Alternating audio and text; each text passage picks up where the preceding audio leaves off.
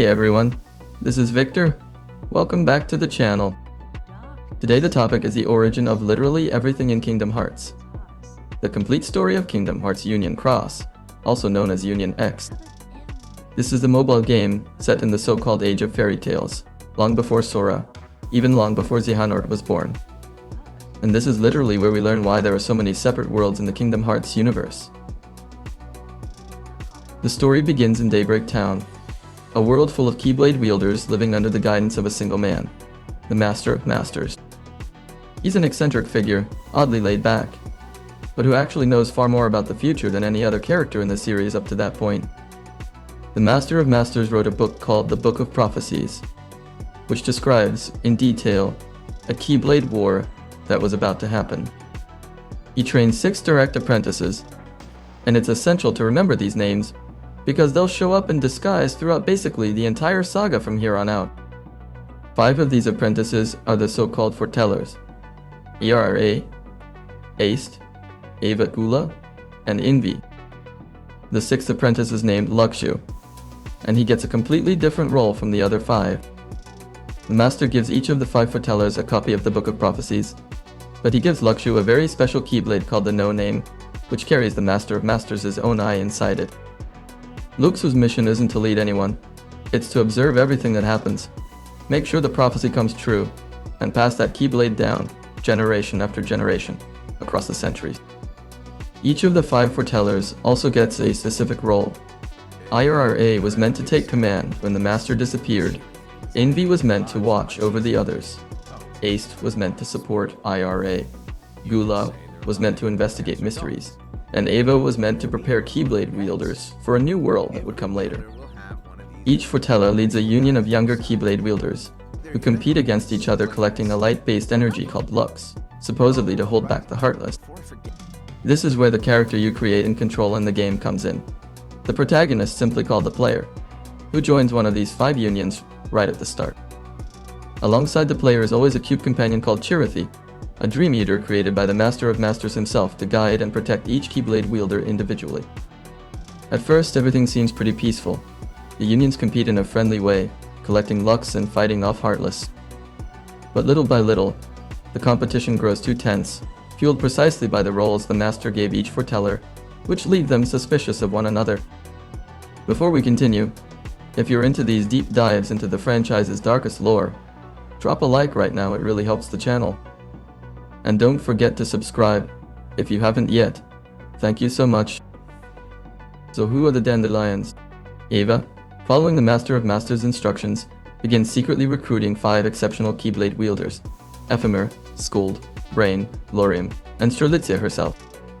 The idea is for these 5 to be taken to a new world, far from the Keyblade War that's about to break out, ensuring that Light survives the conflict. Only one of these 5 would receive a copy of the Book of Prophecies, and only they would be allowed to keep memories of the world they were leaving behind. The story's most shocking turning point happens when Strelitzia, one of the leaders chosen for a special group called the Dandelions, is murdered by a mysterious figure. This murder spreads fear among the foretellers, because they realize there's a traitor among them, someone willing to kill to sabotage the Master's plan.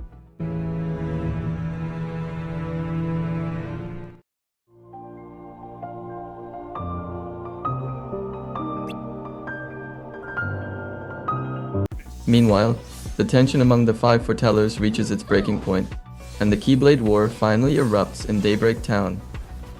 This war is catastrophic. It completely destroys the original world, shattering it into countless smaller pieces, isolated from one another by darkness. And that's literally how the concept of multiple separate worlds that we see throughout the Kingdom Hearts franchise is born. While this is happening, the Dandelions manage to escape in time to a safe digital world, a data version of Daybreak Town, created specifically so they could survive the conflict. Years later, inside that data world, the former Dandelion leaders discover they were deceived by the foretellers about that place's true nature.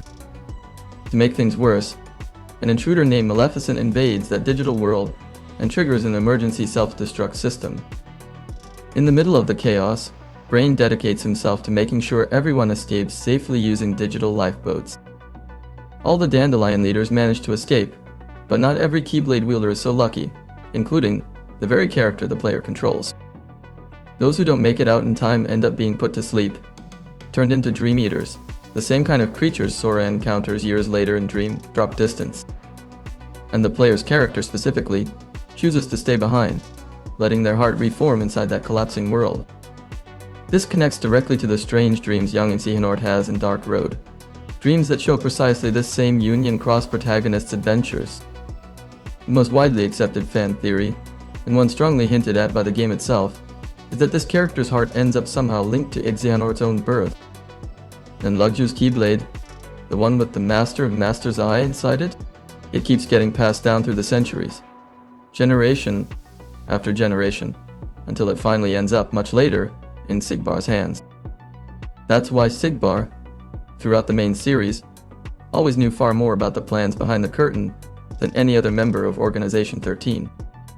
To sum up this massive origin story, Union Cross explains why the worlds of Kingdom Hearts are separate, who the Master of Masters really was, and how the seeds of Xehanort's villainy were planted long before he was even born. That was another deep dive lore video here on the channel, and there's still a lot more of this story to explore in future videos. Let me know in the comments. Did you already suspect that Xehanort's origin was tied to Union Cross? I'll leave some recommended videos in the card for you to check out next. Thanks so much for watching, and until next time here on So GG Plays.